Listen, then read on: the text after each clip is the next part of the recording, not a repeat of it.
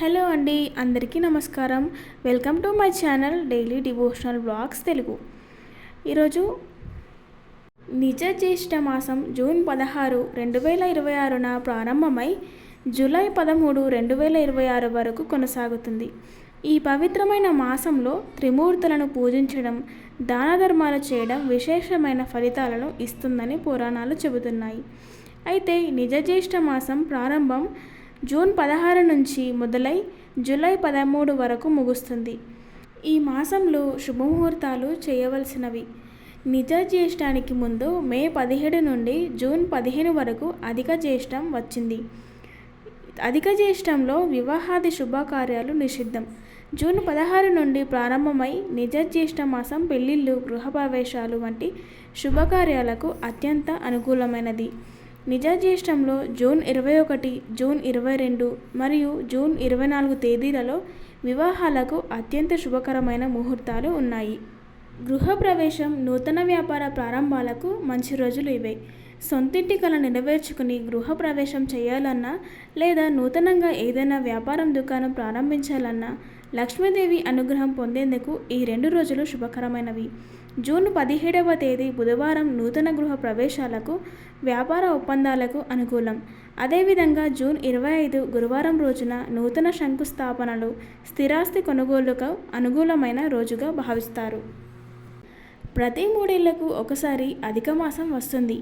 ఈ ఏడాది అధిక మాసం ఉండటంతో జూన్ నెలలో అధిక జ్యేష్ఠం, నిజ జ్యేష్ఠ మాసాలు కలిసి ఉంటాయి. అధిక మాసంలో దైవ కార్యాలు, వ్రతాలు విశేషమైన ఫలితాలు ఇస్తాయి. కానీ శకున ముహూర్తాలు, వివాహాది శుభకార్యాలు ఈ అధిక మాసంలో నిషిద్ధం. అధిక జ్యేష్ఠ మాసం తరువాత అంటే జూన్ 16 నుంచి ప్రారంభమయ్యే నిజ జ్యేష్ఠ మాసం శుభకార్యాల నిర్వహణకు ఎంతో అనుకూలంగా ఉంటుందని పంచాంగకర్తలు చెబుతున్నారు. ఈ మాసంలో వివాహాలు, గృహ ప్రవేశాలకు అనుకూలమైన శుభకరమైన ముహూర్తాలు ఉన్నాయి. జ్యేష్ఠ మాసంలో ముఖ్యమైన వ్రతాలు, పండుగలు. ఈ మాసంలో దైవచింతనతో గడపడానికి, గ్రహ దోషాల నివారణకు, ఉపవాసాలు ఉండటానికి కొన్ని ముఖ్యమైన తిథులు ఉన్నాయి. ఈ రోజుల్లో చేసే పూజలు మనశ్శాంతిని చేకూరుస్తాయి. జూన్ 8 సోమవారం కృష్ణాష్టమి. ఈ రోజున శ్రీకృష్ణుని ఆరాధన, సత్సంగాలకు అనుకూలమైన రోజు. అదేవిధంగా జూన్ 13 శనివారం శని పుత్రోషం. ఈ రోజున శివాలయంలో ప్రదోషకాల పూజలు చేయడం వలన శని దోషాలు తొలగిపోతాయి. ఇక జూన్ 15వ తేదీ సోమవారం అమావాస్య. పితృదేవతల తర్పణాలకు, దానాలకు అనుకూలమైన రోజు. అదేవిధంగా జూన్ 20 శనివారం షష్ఠి వ్రతం చేసుకునేందుకు అనుకూలంగా ఉంటుంది. ఈ రోజున సుబ్రహ్మణ్య స్వామి ఆరాధన చేయడం వలన సంతాన ప్రాప్తి కలుగుతుంది. జూన్ 27 శనివారం రోజున శని ప్రదోషం. మహాశివుడికి ఆరాధించేందుకు అత్యంత అనుకూలమైన రోజు. ఇక జూన్ 29 సోమవారం జ్యేష్ఠ పౌర్ణమి. ఈ రోజున లక్ష్మీనారాయణ వ్రతాలు చేసుకోవడానికి అనుకూలమైన రోజు. అదేవిధంగా బ్రహ్మ, విష్ణు, మహేశ్వరుడు త్రిమూర్తులకు ఇష్టమైన జ్యేష్ఠం ఇది. ప్రతి మాసం ఒక్కో భగవంతుడికి ప్రీతికరంగా ఉంటుంది. అయితే జ్యేష్ఠ మాసం మాత్రం బ్రహ్మ, విష్ణు, మహేశ్వరుడు ముగ్గురికి ఎంతో ఇష్టమైనది. తెలుగు సంవత్సరంలో వచ్చే 3వ నెలను జ్యేష్ఠ మాసం అంటారు. పౌర్ణమి తిథి నాడు చంద్రుడు జ్యేష్ఠ నక్షత్రంలో సంచరించడం వల్ల ఈ జ్యేష్ఠ మాసం అంటారు.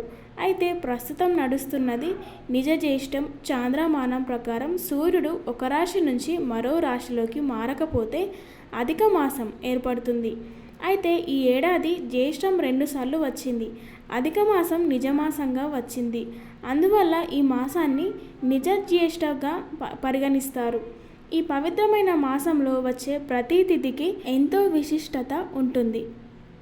త్రిమూర్తుల అనుగ్రహం కోసం పూజా విధానాలు. ఈ నిజ జ్యేష్ఠ మాసంలో సృష్టి, స్థితి, లయకారులైన త్రిమూర్తులను పూజించడం వల్ల విశేష ఫలితాలు లభిస్తాయని పండితులు చెబుతున్నారు. కొన్ని ప్రాంతాలలో గోధుమ పిండితో బ్రహ్మదేవుడికి ప్రతిమను తయారు చేసి నెల రోజుల పాటు పూజించే సంప్రదాయం ఉంది. దీనివల్ల సృష్టికర్త కరుణిస్తాడని భక్తుల నమ్మకం. ఈ మాసంలో ప్రతిరోజు విష్ణు సహస్రనామాలను పఠిస్తే సకల అభిష్టాలు నెరవేరుతాయని విశ్వాసం. ఇక జ్యేష్ఠ బహుళ చతుర్దశి రోజున శివుడికి బిల్వదళాలతో పూజ చేస్తే అనుగ్రహం లభిస్తుందని పురాణాలు చెబుతున్నాయి. ఈ విధంగా త్రిమూర్తులను పూజించే ఈ మాసం ఎంతో విశిష్టమైనదని పండితులు చెబుతున్నారు. ఈ మాసంలో చేయవలసిన పనులు: జలదానం, దప్పికతో ఉన్నవారికి మంచినీరు అందించడం, పక్షుల కోసం నీటి కుండలు ఏర్పాటు చేయడం అత్యంత పుణ్యప్రదం.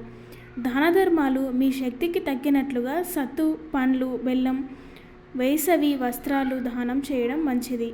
ఆరాధన: త్రిమూర్తులు బ్రహ్మ, విష్ణు, పరమేశ్వరుడు మరియు హనుమంతుడిని పూజించడం, విష్ణు సహస్రనామం పఠించడం వల్ల విశేష ఫలితాలు ఉంటాయి. వృక్ష సంరక్షణ: నీడనిచ్చే చెట్లను నాటడం మరియు వాటికి నీరు పోయడం శ్రేయస్కరం. చేయకూడని పనులు: పగటిపూట నిద్ర. ఆయుర్వేదం మరియు ధర్మశాస్త్రాల ప్రకారం జ్యేష్ఠ మాసంలో పగటిపూట నిద్రపోవడం ఆరోగ్యానికి హానికరం. గరిష్ట ఆహారం: కారం, మసాలాలు, వేపుళ్ళు ఎక్కువగా ఉన్న ఆహారం తీసుకోవద్దు. అలాగే వంకాయ, ఆవాలు తినడం మంచిది కాదు. నీటిని వృధా చేయకండి. నీటి కొరత ఉండే ఈ కాలంలో నీటిని అనవసరంగా వృధా చేయకూడదు. పెద్దవారితో వివాదాలు: జ్యేష్ఠుడంటే పెద్దవాడు, అన్నయ్య అని అర్థం. కుటుంబంలోని పెద్దలతో లేదా అన్నదమ్ములతో గొడవలకు దిగడం దోషంగా భావిస్తారు.